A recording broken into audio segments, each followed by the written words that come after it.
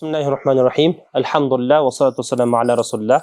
Elden gelgen sorulara жооп берген аракет кылабыз. Азыр күндө актуалдуу суроолордун бири бир умра сапарда бир нече жолу умра кылса болобу дейт.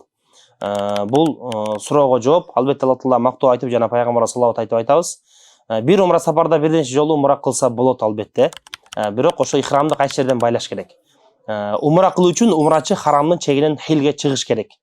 Харамдын эң ошо чегине эң жакын жери бул Танаим деген жери болуп эстелет. Ал болсо Айша энебиздин мешитине жакын.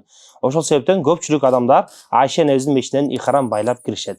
Демек бир нече жолу умра кылам деген адам Айша энебиздин мешитинен барып ихрам байлап, кайра келип харамдын чегинен урматтаган Кабатуллага айлансан таваф кылып умрасын кыла берет. 2-3 жолу кылып кете берет. Албетте бул жооп ким умраны 2-чү, 3-чү, 4-чү жолу кылам десе, ал эми башында харамга кирердин алдын ихрамга байлай турган ошол хил эме деп коет, миқат деп коет, ихрам байлачу жер бул Мадина элинен жана ошо Мадина тараптан келаткан жалпы эл үчүн бул Зул Хулейфа деген жер болуп эстелет, урматтагандар. Көпчүлүк урманчылар билишет.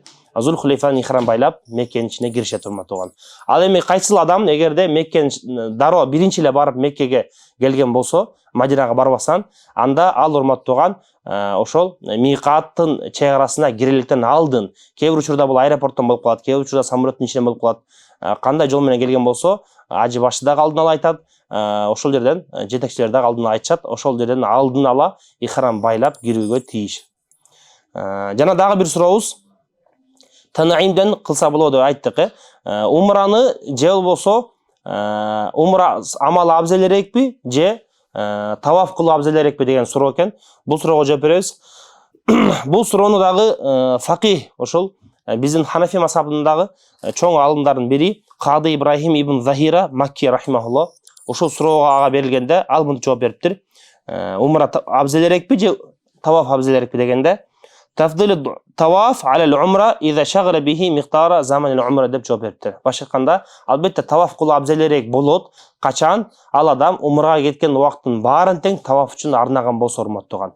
Демек, мисалы жалпы умрага 3 саатта убакыт кетсе, ошол убакыттын баарын тең таваф үчүн арнаса, 3 сааттын ичинде мүмкүн ал 5-6 жолу таваф кылып коет, ортодо эс алып.